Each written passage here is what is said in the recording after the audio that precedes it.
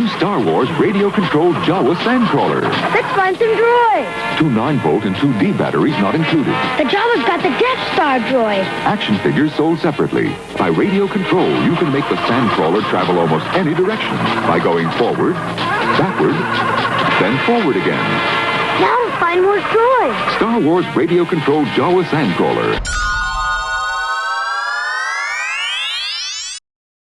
Many thousands of years before the Battle of Yavin, and on occasion since, on the desert planet of Tatooine, assorted corporate interests think the world is ready to host mining operations. Although these companies, Zerka Corporation, Corellia Mining Corporation, etc., make a substantial initial investment, a host of issues thwart their plans. Countless violent raids by Tusken Raiders, the excavation of poor quality ore, and Tatooine's baking heat and fierce sandstorms drive these corporations off-world. In their impoverished wake and haste to depart, these companies not only leave behind a slew of mining equipment, but also the massive tracked vehicles on which they conduct their operations, what is currently known as the Jawa's Sandcrawler. One of the great traits of the mysterious Jawa race is their supreme adaptability, and the diminutive scavengers saw in these vehicles the perfect opportunity for both safety and profit, immediately adjusting them to serve their culture. Fitted with electric cranes, working elevators, the ability to travel over a vast distance, functional workshops, and room for ample living quarters, as well as droid junk storage, these sandcrawlers were adapted to become the prime mode of transportation and defense for Jawa culture. Specifically, the version of sandcrawler translated into plastic by Kenner was the Corellia Mining Corporation Digger Crawler, produced and distributed by Tag Co. Sufficiently stable enough to withstand the sandstorms and adverse weather of Tatooine, these sandcrawlers are powered by a nuclear fusion engine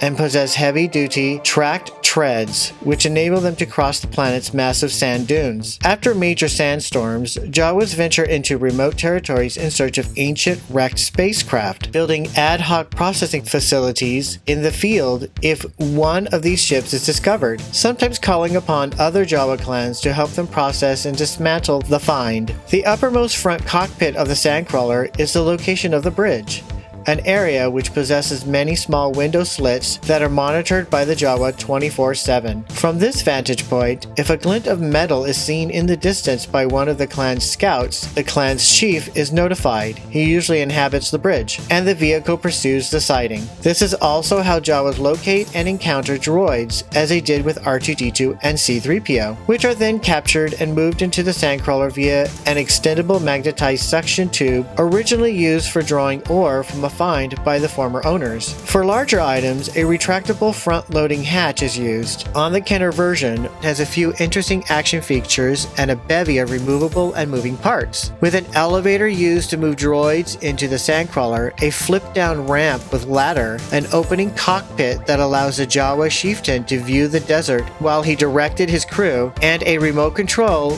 to maneuver the expensive craft. Since the Sandcrawler was one of the most expensive items in Kenner's Star Wars line, it was also one of the lowest sellers. Few parents were willing to spring for the $30 or so it took to purchase this thing back in 1979 and 1980. Not surprising, since the Sandcrawler was hardly the high-profile, adventurous vehicle that the X-Wing Fighter and Millennium Falcon were. Although major US retailers carried the Sandcrawler through Christmas of 1980, no American versions of the Empire Strikes Back Sandcrawler box are known to exist. However, Kenner Canada issued the Sandcrawler in an Empire Strikes Back logo box. It featured bilingual text, English and French, on both its box and controller sticker.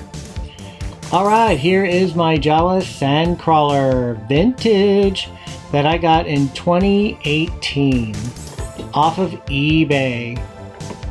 It was a pretty good deal in that it's complete. It's not in great condition. As you can see here, the door is broken, but I have the ladder. You can also see here it includes the elevator. I have the remote with the door. The only problem with the remote is the antenna is very bent and it's broken. I have no idea how to straighten this. So if anyone has a suggestion, I would greatly appreciate it. How to straighten this and how to connect it. That would be nice. The sticker looks pretty good. The button works. So push down. Here's the ladder. It comes right off, just like that. It looks good. It's just this very flimsy part that just broke. I think all the stickers are included in here. I don't see anything missing. It's pretty good. So the elevator comes out like this. It's functional. Here's video footage of my Sandcrawler.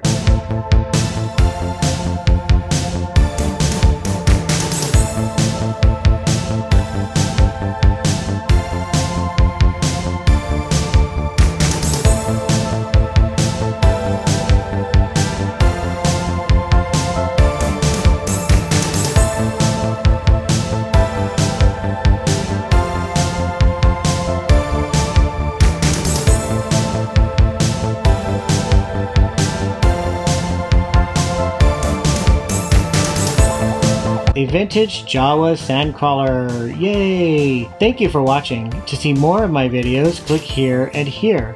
You can follow me on Instagram and Facebook. See you on the next Star Wars Obsessed.